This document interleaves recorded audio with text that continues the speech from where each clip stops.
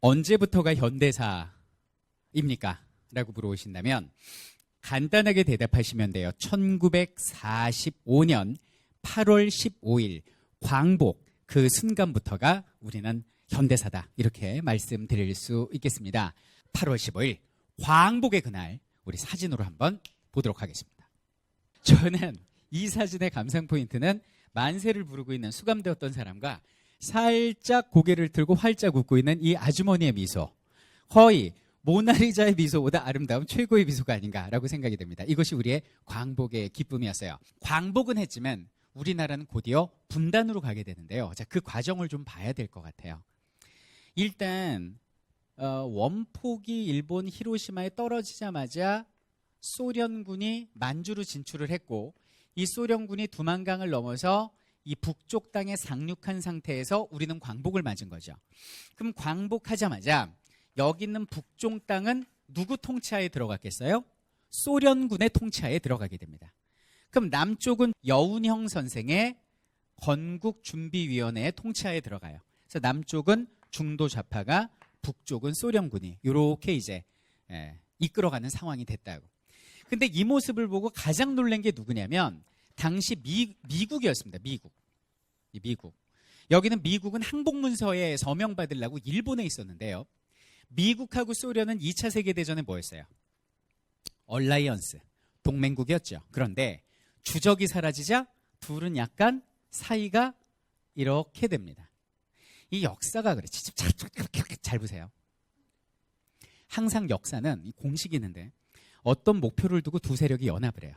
왜? 목표가 있으니까. 서로 삐그덕거려도 함께 가요. 그러다 그 목표를 이루고 나면 둘이 자신들의 기득권을 놓고 싸움을 하게 됩니다. 자, 대표적인 예로 우리나라 신라가 삼국 통일할 때 누구 끌어들였어요? 중국 당나라 끌어들였죠. 나당연합군이 백제 멸망시키고 8년 뒤에 고구려 멸망시키고 그 다음에 한반도를 놓고 서로 싸우죠. 그게 나당전쟁이에요. 그죠? 자, 조선시대로 가볼까요?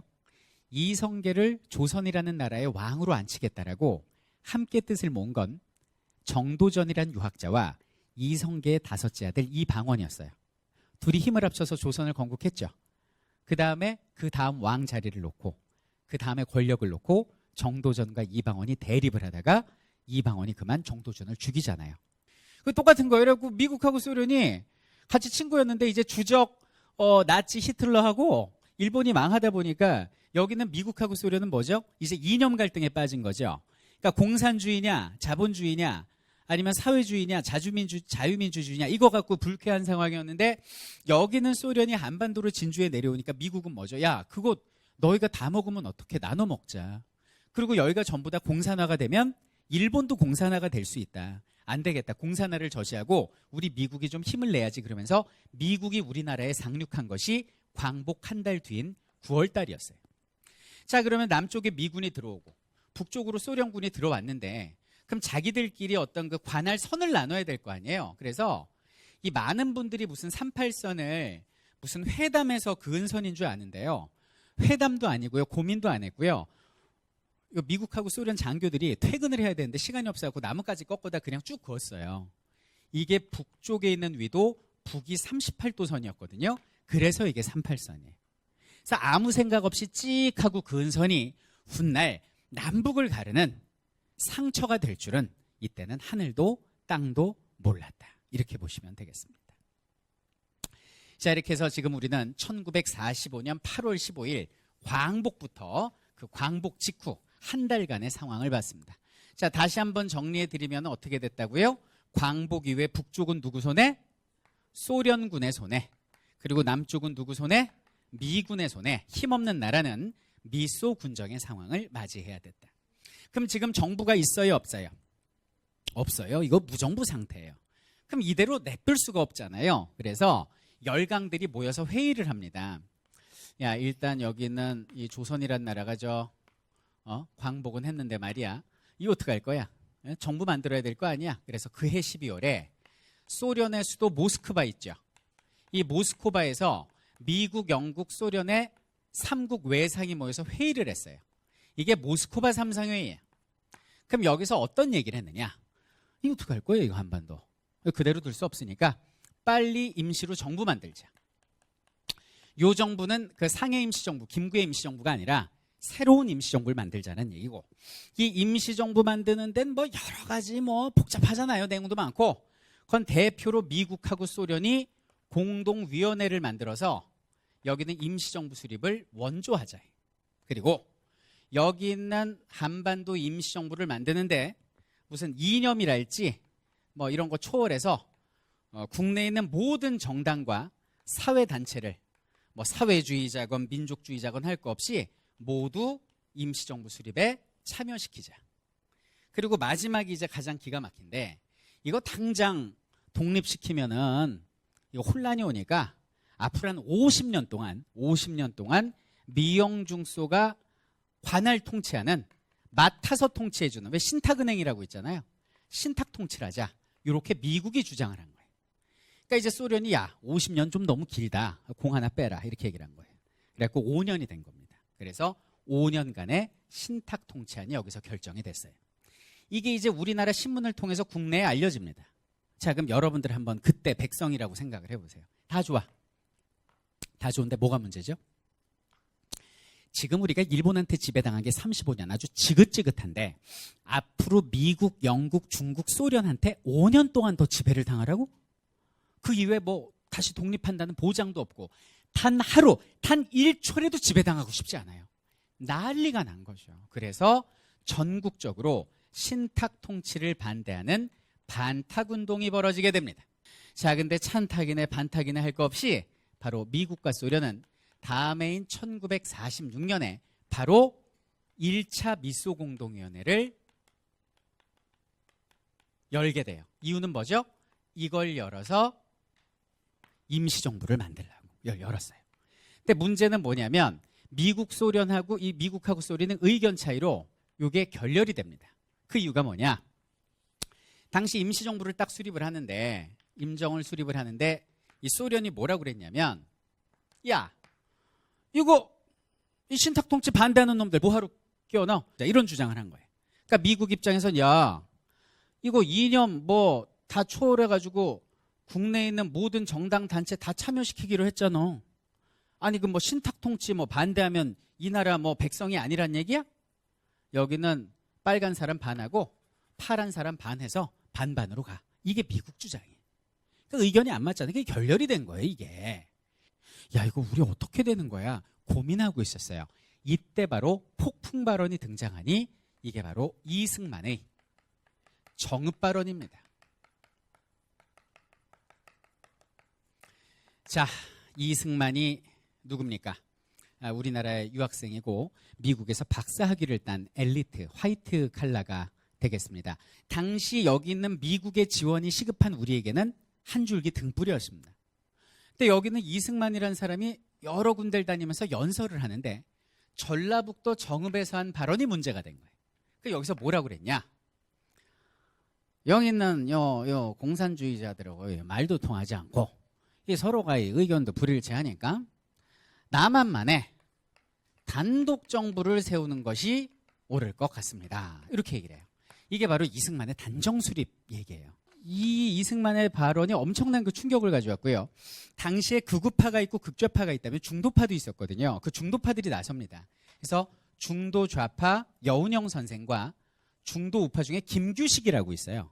임시정부에서 부주석했던 이분들이 모여서 벌인 게 좌우합작운동이에요. 그럼 좌우합작운동은 뭐냐면 이승만 씨 말도 안 되는 소리 하지도 마. 아니 민족 낳고 이데올로기 낳지, 이데올로기 낳고 민족 낳았어. 민족이 갈리는 거는 그건 비극이 안 돼. 일단 여기 미국이 대세니까 우리 지금 서울에서 발족한 거니까 우리가 미군을 설득해서 이 남쪽에 있는 이 민족주의자, 사회주의자를 먼저 이렇게 다 하나로 엮고 북쪽에 있는 사회주의 세력과 그리고 일부 민족주의 세력도 통합하자. 그러니까 미국, 소련은 갈렸지만 우리끼리 통합해서 자주독립하자가 이제 좌우합작운동의 목표였어요. 그래서 처음에는 미국의 지원도 받고 또 좌익 세력의 어떤 5원칙과 우익 세력의 8원칙을 적절히 그 믹스를 해서 좌우합작 7원칙이라는 어떤 강령도 발표하는 등 활발한 활동을 했는데 그만. 글쎄 이게 운명이었나요? 미국과 소련이 등을 지게 됩니다. 그걸 뭐라고 그러죠? 차가운 전쟁, 냉전, 콜드 워. 당시 미국 대통령이었던 트루먼이 입장을 발표하는데 그 입장을 트루먼 독트린이라고 그래요. 자, 미국이 공산주의와 등을 돌리자 여기는 좌우합작 운동은 미군의 지원이 끊기게 되고요. 그리고 다음해인 1947년에 여기 있는 극우파 청년이 여운형 선생님을 총으로 쏴서 암살을 하는 사건이 벌어지게 됩니다. 결국 여운형 선생이 암살되고 미군의 지원이 끊기면서 좌우합작 운동은 읽어보세요. 흐지부지 되게 됩니다. 자, 그리고 1947년이 되면서 다시 한반도 문제를 논의하기 위해서 미소공동위원회가 2차로 열렸는데 냉전으로 이게 또 결렬이 됐어요. 큰일 났네 지금. 자, 보세요. 우리나라 광복한 지 1년, 2년, 3년째 됐는데 아직 정부가 없어. 아니 뭐 미소공동위원회가 결렬됐는데 무슨 정부가 만들어져요. 정부도 없고 무정부 상태예요. 미소 군정 상태 3년이에요. 신탁 통치 시작도 못했어. 아니 무슨 놈의 나라가 정부가 없어요. 이거 안 되겠다 싶어서 미국이 뭐라고 그러냐면 소련아, 이 문제를 우리 그러면 유나이티드 네이션, 유엔에 상정하자 이렇게 얘기를 합니다. 근데 여러분들 유엔 본부가 어디 있습니까? 미국 뉴욕에 있습니다. 그러니까 소련 입장에서는 이거는 뭐예요? 그냥 자기네가 결정하겠다는 얘기나 다름이 없는 거죠. 그러니까 소련이 거부해요. 야, 유엔 니네 미국 니네 거잖아. 싫어. 이렇게 얘기를 해요. 근데 미국은 소련을 무시하고 유엔의 한반도 문제를 상정을 해요. 그럼 여기는 유엔에서는 뭐라고 결론을 내렸을까요? 아, 미국 유리한 대로 결론을 내렸겠죠. 그게 뭐예요? 즉각 독립입니다. 아, 저기 있는 조선민족들 한 3년 지켜보니까 똑똑해. 신탁 통치할 필요 없어. 즉각 인구비례 총선, 인구비례 국회의원 선거를 하라라고 유엔에서 결정이 내려요. 제가 말씀드렸죠. 이 상태에서 전인구 비례 국회의원 선거하면 인구가 많이 사는 어느 지역이 유리해요? 자유민주주의 지형이 유리하다고.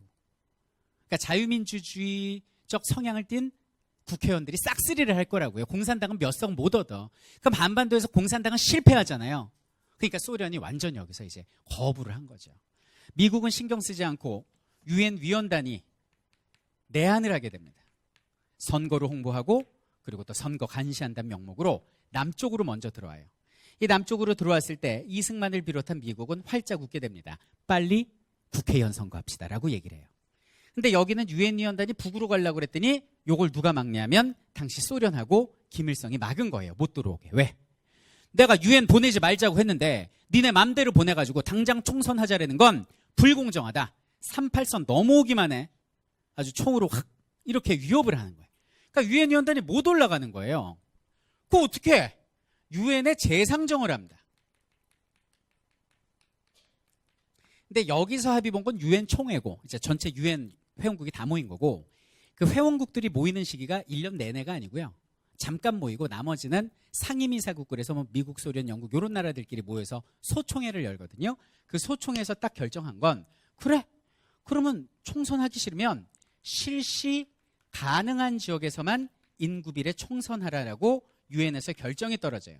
그럼 지금 유엔 감시하에 인구비례 총선 실시 가능한 지역은 북쪽이에요, 남쪽이에요? 남쪽만 총선을 원하잖아요. 그럼 남쪽만 총선하자라는 얘기지. 그럼 이 얘기는 뭐예요? 이승만이 얘기했던 남한만의 단독정부 수립의 첫 단추지. 아니 일단 국회의원 뽑히면 그 다음에 대통령 뽑을 테고 그 다음에 정부 수립할 거 아닙니까? 그럼 이 얘기는 결국 남북이 갈리게 된 상황이 된 거예요. 근데 이때 이제 민족주의자 김구 선생이 나서시는 거예요. 김구 선생은 뭐라 그러냐? 이런 말을 실제로 합니다. 3천만 동포에게 읍고함이란 글을 통해서 우리 조선 백성들이요. 내가 여기 있는 38도선을 깔고 뭉개 죽을지라도 개인의 영달을 위해서 남한만의 단독 정부를 수립하는 데는 참여할 수 없다라는 글을 써요. 그래갖고 안 되겠다 싶어갖고 이 김구 선생은 1948년 4월 달에 남측의 민족 대표 80명을 이끌고 북쪽으로 올라갑니다. 이게 김구의 4월 방북이에요. 왜 갔을까요? 이 한반도 문제를 놓고 북쪽에 있는 친소파 김일성이랄지 김두봉 같은 극좌파들을 만나야겠다 이렇게 생각을 한 거예요. 그래서 이제 갔어요. 가가지고 남쪽에 80명, 북쪽에 80명 해가지고 한 100명이 넘는 숫자가 협상을 했으니 그게 그 유명한 남북 협상이 된 겁니다. 근데 이 협상의 이제 결과가 뭐냐? 미군 소련 즉각 철수해. 우리나라에서 즉각 철수하고 남한만의 단독 정부 수립 반대다. 이렇게 이제 결정을 내린 거예요, 이 사람들이.